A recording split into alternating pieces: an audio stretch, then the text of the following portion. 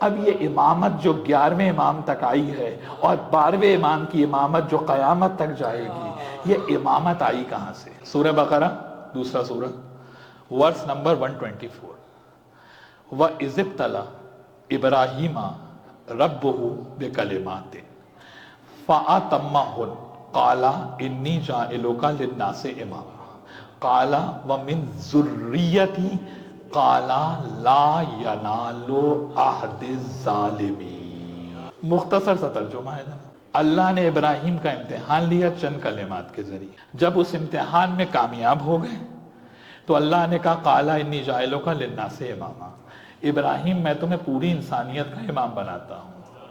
اگر نبوت ہی امامت ہے تو اللہ الگ سے کیوں بیان کر رہا ہے؟ جاوید غامدی کا جواب ہو گیا یا نہیں ہو گیا؟ بھئی یہی اعتراض کیا ہے نا انہوں نے کہ نبوت اور امامت ایک ہی چیز ہے، تو اگر نبوت اور امامت ایک ہیں تو قرآن الگ کیوں بیان کر رہا ہے؟ ابراہیم کو نبوت تو پہلے مل چکی، تو الگ سے دینے کی ضرورت کیا ہے؟ امتحان دینے کے بعد بھی وہی عہدہ دے رہا ہے جو پہلے سے ملا ہوا ہے۔ کچھ سورہ احزاب آپ کے ذہن میں ہے؟ 33 سورہ ہے قرآن، اس کی ورس نمبر 40 ہے، ما کان محمد ابا احد من رجالکم ولکن رسول اللہ و خاتم النبیین۔ پوری آیت کا ترجمہ آج چھوڑ دیتے ہیں، بس اتنا سا ترجمہ سن لیجئے کہ ہم نے محمد کو خاتم النبیین بنایا ہے، یعنی نبوت ختم ہو گئی محمد مصطفیٰ پر۔ ابراہیم کی اولاد میں 2 عہدے آئے، ایک نبوت ایک امامت، دونوں عہدے اللہ نے شروع کیے۔ نبوت تو ختم ہو گئی محمد مصطفیٰ پر، اب سوال یہ ہے کہ ختم نبوت کی تو آیت ہے، ختم امامت کی آیت کہاں ہے؟ ختم امامت کی آیت کہاں ہے؟ تو عہدہ شروع کیا اللہ نے، ختم کریں گے آپ، اس کا معنی امامت آج بھی جاری ہے۔ تو اگر جاری ہے تو امام ہے کون؟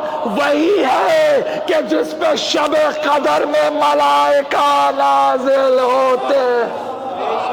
اہل سنت کی کتاب ینابع المودہ، شیخ سلیمان حنفی قندوزی قسطنطنیہ کے مفتی تھے، حنفی المذہب بزرگ تھے، انہوں نے اپنی کتاب میں جابر بن عبداللہ انصاری سے روایت کو لکھا کہ پیغمبر کے پاس ایک یہودی آیا، اس نے کہا میرے پاس 12 اماموں کے نام ہیں جو آپ کے وصی ہیں، ان کی کنیتیں بتا دیں اور القاب بتا دیں۔ اہل سنت کا عالم لکھ رہا ہے، پہلے امام سے شروع کیا اور 11ویں اور 12ویں مولا تک بیان کیا کہ 11واں حسن ہے کہ جس کا کنیت عسکری ہے، 28 برس کے سن میں شہادت ہے، 22 برس کے سن میں ظاہری امامت ہے، یعنی only 6 years کا ڈیوریشن ہے امامت کا سرکار عسکری کا۔ اور امام رضا کے بعد شیعت اتنی اسٹیبلش ہو چکی تھی کہ یہ تینوں امام،